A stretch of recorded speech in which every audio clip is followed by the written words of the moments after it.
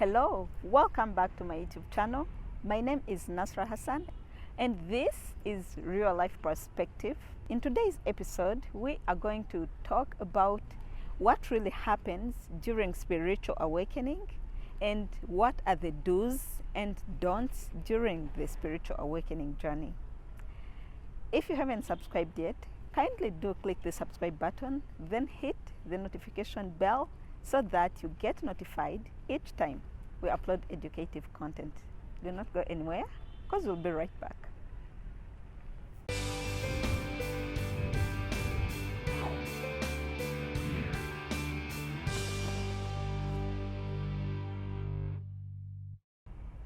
Hello, welcome back. Unlike in the previous episode where we talked about the signs that show that one is undergoing spiritual awakening, in today's episode we're talking about what really happens during that phase and what are the things you have to avoid and the things you have to do during the spiritual awakening. First of all, spiritual awakening journey comes with a lot of emotions like depression. Depression is like the mother of all of them, but it is not all. There's depression, anxiety, there's so much confusion, uncertainty. There is so much that will be going on in terms of emotion. However, during that moment, do not endeavor to do anything to numb those emotions. Because I know some people, when you are going through painful emotions, you have tendency to suppress that emotion because it is not funny to sit in that pain and feel it. It's really hard. But when it comes to spiritual awakening, the more you suppress the emotion, the longer it takes for you to heal.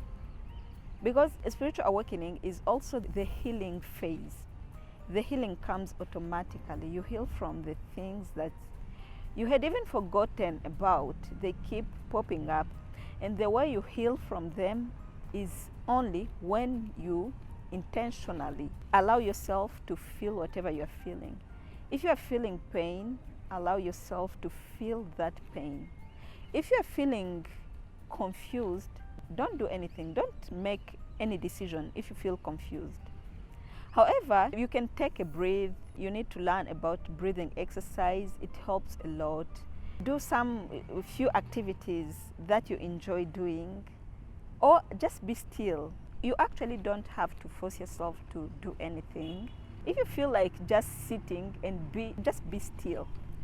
Don't suppress the emotion. Don't make any decision if you feel confused. Just be hanging there. Where you are, just be there. Okay?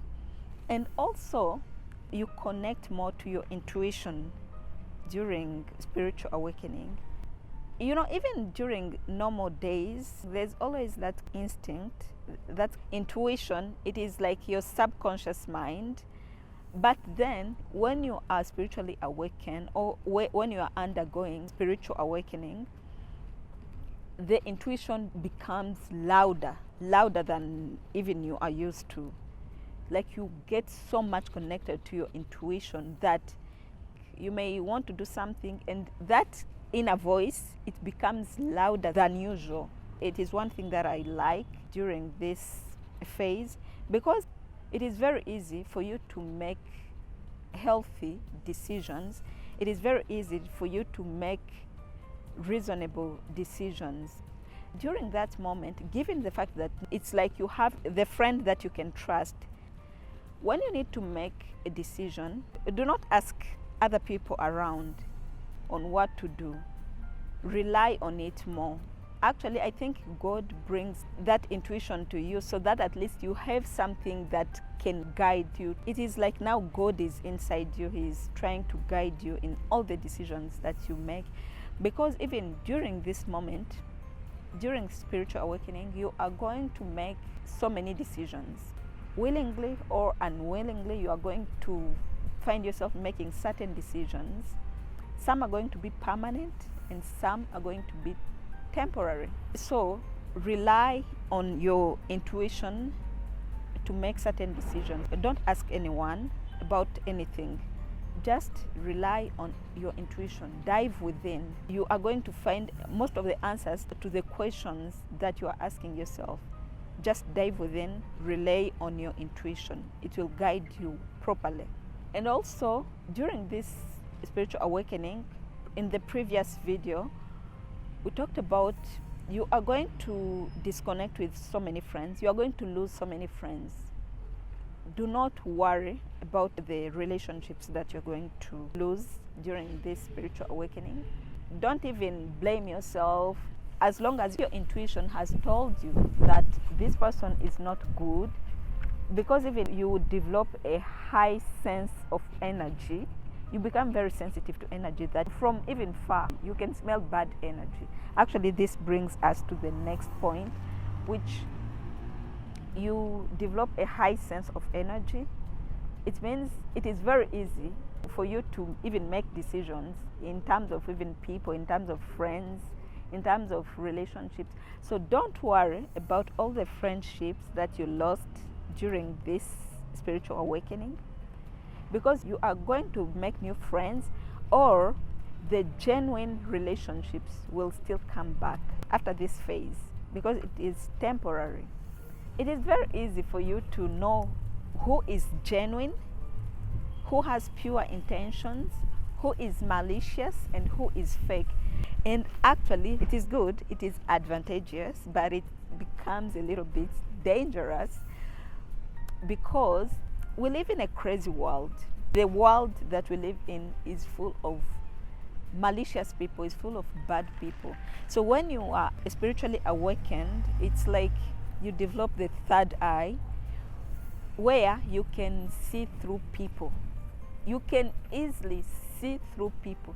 Someone will come to you like this with a smiling face, but you can easily see through them that this smile is fake. It is just a layer. There's another layer inside of an evil person who is even planning to do something bad to me. You can easily tell, because you develop the third eye. You can see a lot. You can see the things that you had never seen. You will experience people differently.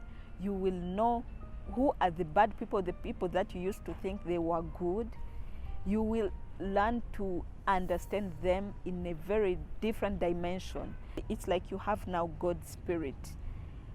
God can show you evil people. You can see people laughing.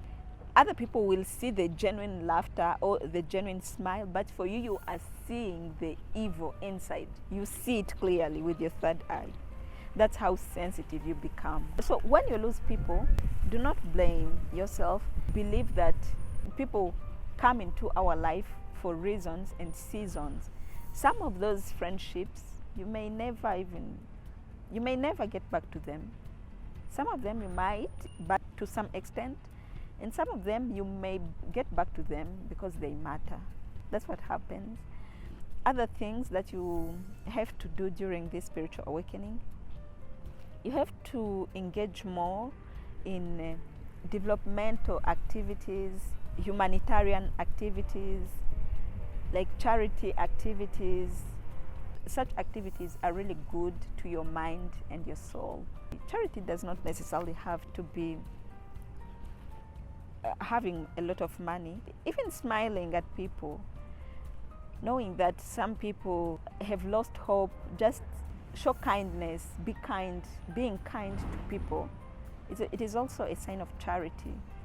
If you can volunteer in some activities which you know that the aim is not necessarily lucrative, but just to empower other people to maybe serve humanity, yeah, you can engage in such activities. They will be really good for your mind and your soul. Other things that you need to do during spiritual awakening, connect more with God. Because when you connect with God, God can show you a lot. Because even remember, during this phase itself, you are carrying the light, you are carrying God's spirit inside you. So try to be intentional in connecting more with God, and you can do this through meditation and prayers. It doesn't matter your religion, as long as the main aim is to connect with the higher source, with God, with the Creator. You can do this through anything that brings you closer to God. Like for me, I'm a Muslim. For us Muslims, connecting with God is through prayers, reciting Quran. I personally do that. I recite Quran. I really love reciting Quran because it feels good. For Muslims, you can't imagine how it feels when you read Quran. Even if you are stressful, the stress goes away. You feel good. You feel free. However much you have problems, you just feel free. If you're a Christian, you know what to do. If you connect with God through reading the Bible or singing, worshiping, if that's what brings you closer to God, please do that as a Christian. If you're a Catholic, you know where to go. You can go to the temple. You know how you do it, because I'm really not familiar to so many other religions, because me, I'm a Muslim. But also wake up at 3 a.m. to talk to God. If you're a Muslim, tahajjud is necessary. Wake up at 3 a.m. do tahajjud. It brings you more closer to God. You can talk to Him about anything you feel like. You can ask Him many questions, and you will see the answers. He will show you the answers. Those are the things that you can do, and some of the things that you can avoid during spiritual awakening journey. And as I always say, this content is only for those who can resonate with it. It is not for everyone. I know some of you may not resonate. If you do not resonate with this, then it is not your content. But if you resonate with this, you know what I'm talking about, kindly leave me a comment in the comment section below. But also, do not forget to subscribe, to like and share my videos so that they can also help someone out there. You never know who is in crisis and need to hear this information so that they can move forward. From real life perspective, we can't wait to see you in the next episode. Until then, it's a wrap. My name is Nasra Hassan. Bye bye and stay blessed.